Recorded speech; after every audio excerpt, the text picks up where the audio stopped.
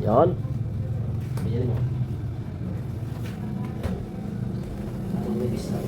Patay mo dito. Dapat patay mo tayo dito. Patay mo nipis. Patay mo taas. Para ka lang mag-roll ng ano niya ng Spanish break. Pantay dapat. Kung ang gilid, at sabi ng gilid. Ganyan, ganyan. Para natin makakuntay ito. Taas. Roll mo na. Kung masyadong ipinat ako, kung masyadong ipinat. Tama lang yung routine. Pantayin mo. Ito magmadali kasi nagpa-practice na pala. Okay, okay. Pati dito sa gitna, dito mo. Ganoon mo yung dulo para kumapit.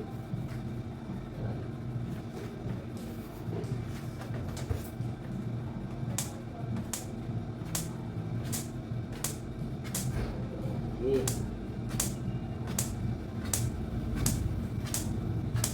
Yan. Dapat tingin mo haba. Bahan mo konti. Yan. Pantay, dalawa. Yan. Oops, sumula yan. Ganyan, dapat. Sakto ka sa kanya yan. Tingnan mo. Magsimula. Yan. Ting. Taas. Lagos, tingin ba? Okay. Lagay sa taas. Ganyan paglagay. Baba kayo kunting. Ganyan sa baba. Para hindi kumirapan mo. Okay. Oo, lagay siya. Dito. Ganyan lang siya. Ganyan. Yan. Dapat tayo yung gunting mo para hindi kumirapan mo. Lagay sa taas. Yan. Taas. Yun. Okay. Ano lang yan. Tayo yung gunting. Ganyan. Ganyan lang siya. Ganyan pag ganyan.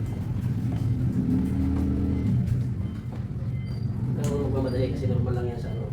Practice. Taas.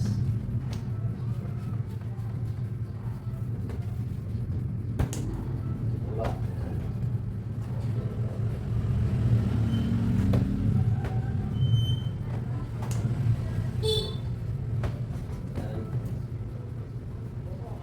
Kaya kailangan mo mag-practice yan. Kasanay ka.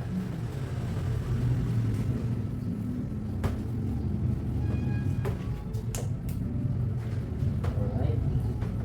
Ano naman ah? Sige, yes na yan. Ang bayad ito yung routine niya mamaya.